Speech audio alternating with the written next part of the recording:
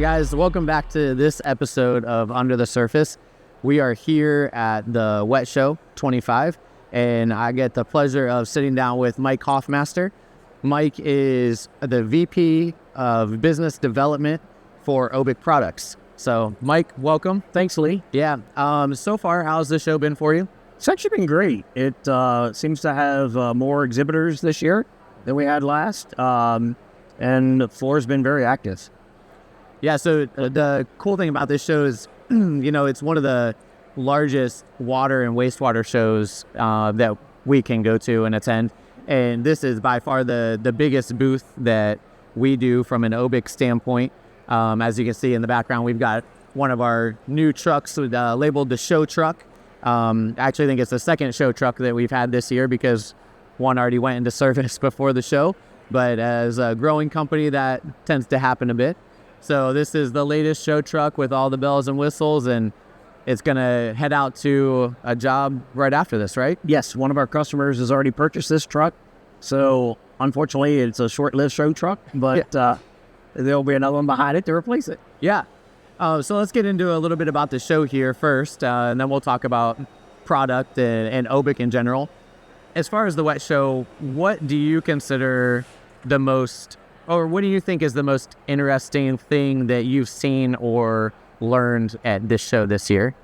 Well, I think, one, it's great to see a lot of the people in the industry supporting this event. But I think one of the most interesting things to me is probably hearing the interaction of folks that have stopped by the OBIC booth when they come up and say, I'm really excited to see what you all have done to grow your business in such a short term. And it's like, it's been a pretty amazing ride because it's only started really since 2017, probably full force in 2018. And to see the presence we have across the globe, not just the U.S., it's pretty impressive. Yeah, I think that's an interesting point that we don't talk about a lot, which is OBIC is an international brand. Yeah. It does have a big presence here in the U.S. with our certified applicators here in the U.S., but we do have an international presence, and I think in the coming years, we'll probably lean more and more into that international presence, hopefully. Oh, exactly. I mean, we have a shipment literally that will probably be leaving Ohio within the next day or two that'll head to Israel. We've got meetings this week with our counterpart out of Europe, and hopefully we'll have a new installer within the United Kingdom in England. Wow. And so some of that's going to be finalized hopefully this week. So it's really exciting to see it grow outside of the U.S. So we were U.S. and Canada for a while, but then, had an India presence, and now when you look at it, it's taking off in other countries as well. So let's talk a little bit about that England thing and also just international in general. Do we see them doing the same types of projects that we see here in the U.S.? Are they doing anything different or? Well, it's actually interesting you say that because for the most part, yes, it's very similar. However, with Israel, when they came on, the timing was very unfortunate for them because it's when the war broke out.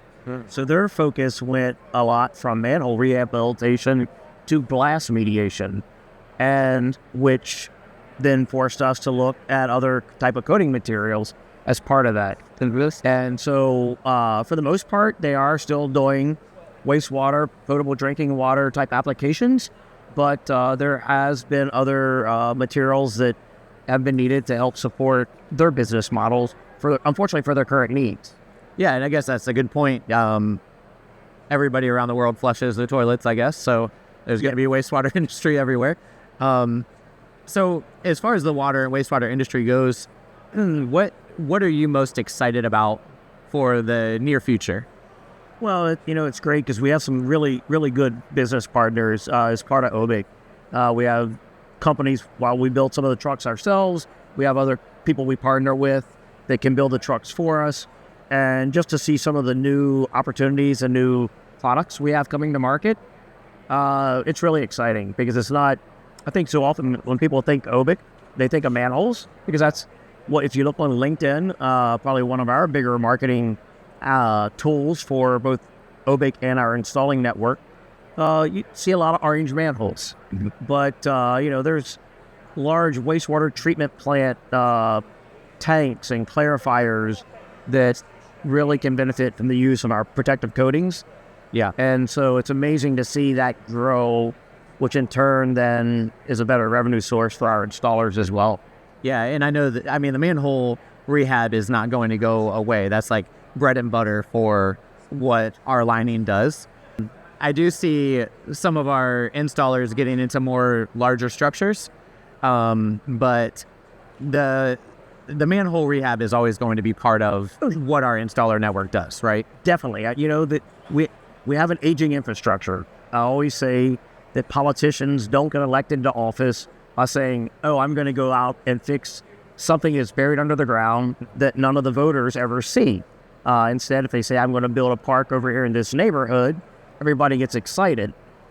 Unfortunately, when you can't flush or your house backs up for some reason, then it comes to light to everyone, and they realize, oh, there's this whole world buried underground. Yep. It either brings the clean water into my house or takes the dirty water out. Yeah. And so that's always going to be there. Yeah, we just talked about that on the podcast a couple weeks ago. Was I think we coined the phrase, it doesn't hit home until it actually hits home. It's actually probably a really good way to put it. Because you're exactly right. People don't think about it when they don't see it. Correct. Which is kind of funny because, we've leaned into this bright orange color in OBIC, and it will only ever be seen when it gets inspected. But that's part of the reason it is a bright orange color. So for anybody that's unfamiliar with OBIC products, maybe doesn't follow along or finding us for the first time, first off, thanks for joining if you're here for the first time. But can you give an overview of what OBIC is and what products we have to offer? So, first of all, OBIC is Latin for barrier, and I use that because it really encompasses what we do. So we're a protective coatings company, and those coatings can be from stopping leaks in a structure, whether it be on a clean water or dirty water side, or it could be protecting it from gas deterioration.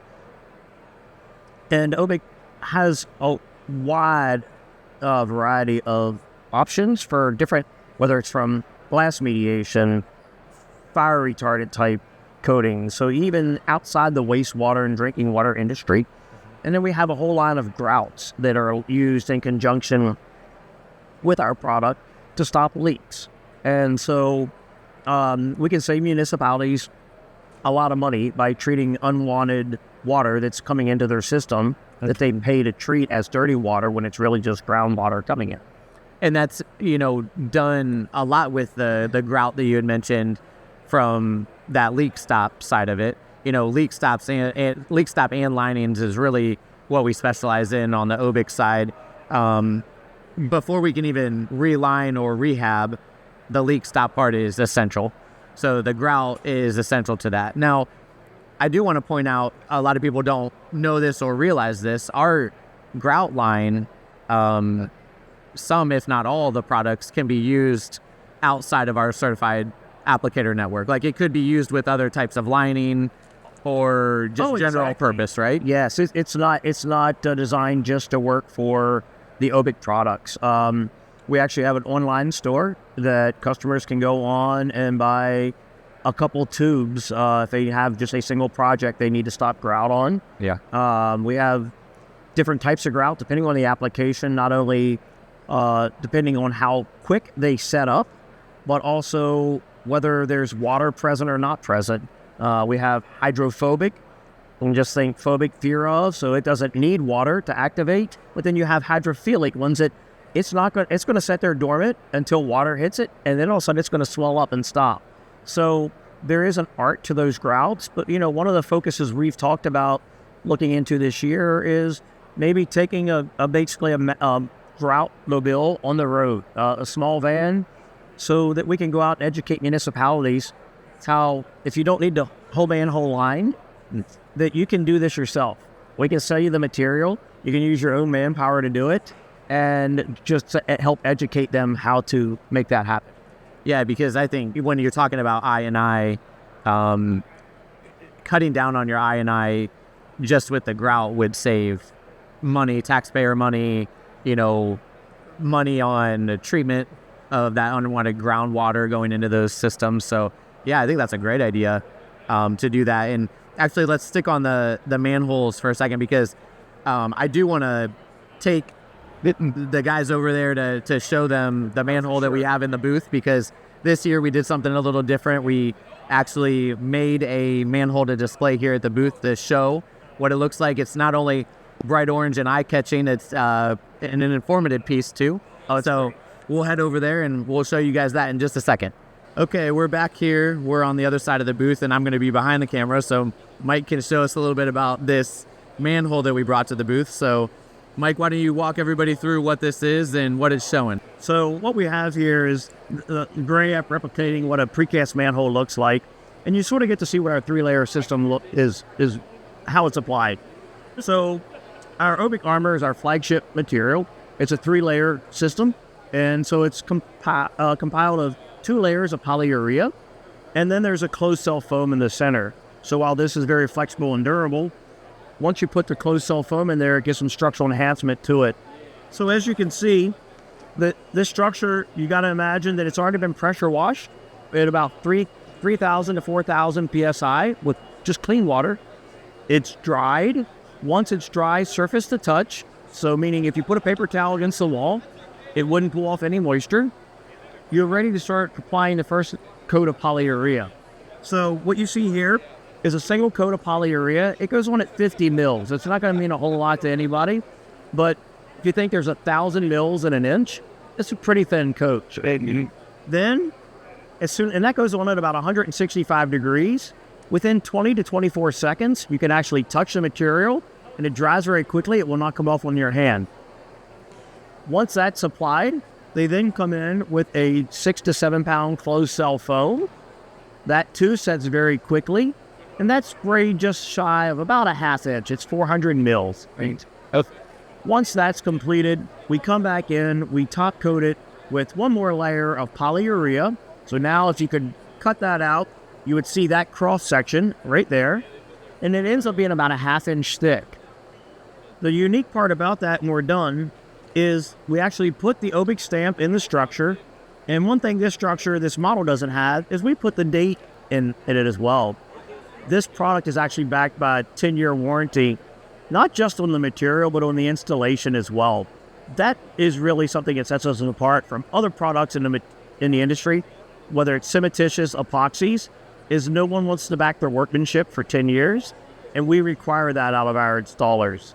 So this is our flagship coating, and this does a really great job of showing it. You see the sewer pipe in the bottom. We spray and attach to the pipe itself so that you don't have any water leakage around it. Well, thank you, Mike, for the time and the expertise here and showing us around the booth a little bit. Appreciate it, Lee. Thank you.